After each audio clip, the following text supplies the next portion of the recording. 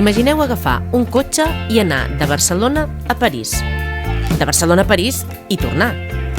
Això mateix és el que han fet els Vinari per mirar, olorar i tastar prop de 850 vins. A veure, a París no hi han anat.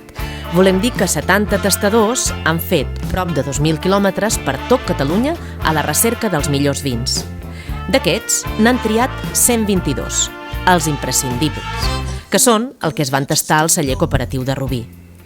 Tots els tastos, els del territori i al final, s'han fet a cegues, que vol dir que no saben quin vi estan tastant, no pas que vagin amb els ulls tapats. És fàcil perquè no ens fan endevinar quins vins són. Aquí algun cop ja hem intuït, pot ser aquest, després ho veurem si l'hem encertat o no.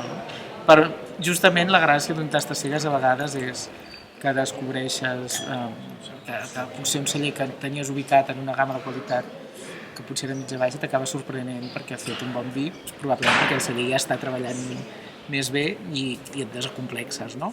I l'altra banda, o sigui, mirar que grans marques a vegades no arriben en una final pel que sigui, no vol dir que no facin grans vins, però que competeixen contra marques més desconegudes, cases més desconegudes, que fan coses molt interessants. Els ulls, el nas i la boca, per aquest ordre. Tenint en compte que són els sentits els que manen, els seus gustos no han de comptar i, a més, han de ser força precisos. Com es deu fer això? Els enòlegs no neixen amb un do predeterminat que et fa ser enòleg al cap i a la fi, sinó que a mesura que vas treballant amb aquesta matèria, que és una matèria viva i que evoluciona en les seves diferents fases, tu el que fas és anar-te ensinistrant en aquests diferents passos. A base de tastar molts vins bons, millors i estupendos, doncs vas anant fent els paràmetres i els baremus necessaris perquè compleixin la qualitat mínima desitjada o la qualitat òptima. Però és una qüestió d'ensinistrament.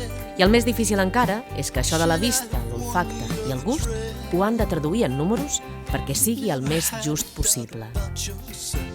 Són sommeliers, enòlegs, periodistes especialitzats i professionals del sector amb una gran responsabilitat, que creuen fermament amb la feina que fan els Vinari. Els Premis Vinari jo crec que és un premi molt interessant a nivell de que el que estem fent és donar valor al vi català.